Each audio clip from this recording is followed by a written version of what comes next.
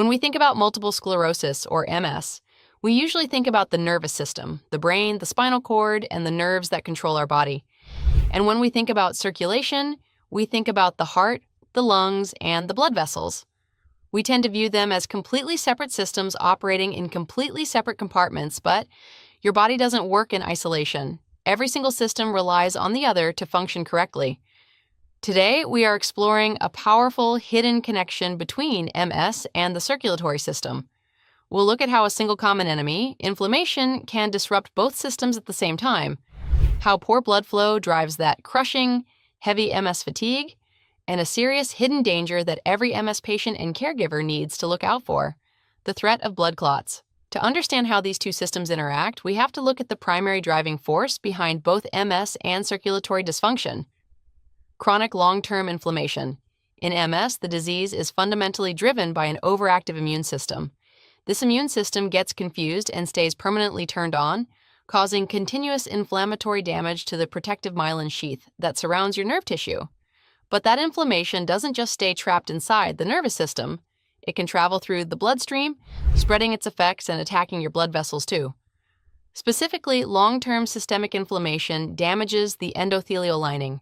This is the delicate, ultra-smooth inner surface of your blood vessels that is responsible for regulating blood pressure, preventing clots, and keeping your blood flowing smoothly. When this lining becomes inflamed, the vessels lose their elasticity and become dysfunctional. As a result, your overall circulation efficiency drops. This creates a dangerous compounding cycle. Chronic inflammation increases what scientists call oxidative stress, which is a form of severe cellular stress that damages both nervous tissue and blood vessels simultaneously. Over time, this ongoing inflammatory process places a heavy silent strain on the entire cardiovascular system. Researchers are actively studying exactly how much these vascular abnormalities contribute to the actual progression of MS, but the connection itself is undeniable. When your blood vessels are inflamed, your nervous system suffers, and when your nervous system is compromised, your cardiovascular health faces new challenges. This brings us to one of the most frustrating symptoms of MS: fatigue. Fatigue is the most common and often the most debilitating symptom that MS patients face. While much of this fatigue comes from the brain having to work twice as hard to send electrical signals through damaged nerves, a significant portion of it may actually be tied directly to your circulation. Your muscles and organs require a constant, heavy, and uninterrupted supply of oxygen and nutrients to function without getting tired. To make this happen seamlessly, your body relies on the autonomic nervous system to automatically adjust your blood flow every time you stand up, walk, or exert yourself. However, in many MS patients, this automatic regulation is severely impaired. When you try to be physically active, your body fails to deliver blood efficiently to your working muscles.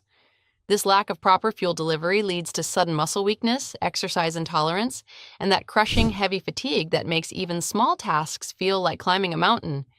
To make matters worse, the reduced mobility caused by MS creates a secondary structural circulatory problem. When a person spends long periods sitting or lying down due to weakness, pain, or balance issues, blood flow naturally slows down throughout the body. Without movement, gravity wins, and fluid begins to pool in the lower extremities. This can cause visible swelling in the feet and legs, a condition known as venous stasis.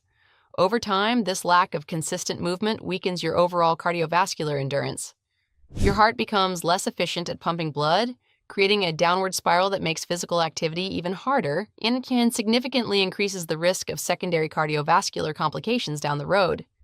Because these mobility limitations slow down circulation so drastically, MS patients face a much higher risk for a dangerous hidden medical condition: blood clots, specifically deep vein thrombosis, or DVT. Your body relies heavily on your leg muscles to act as a secondary pump for your circulatory system.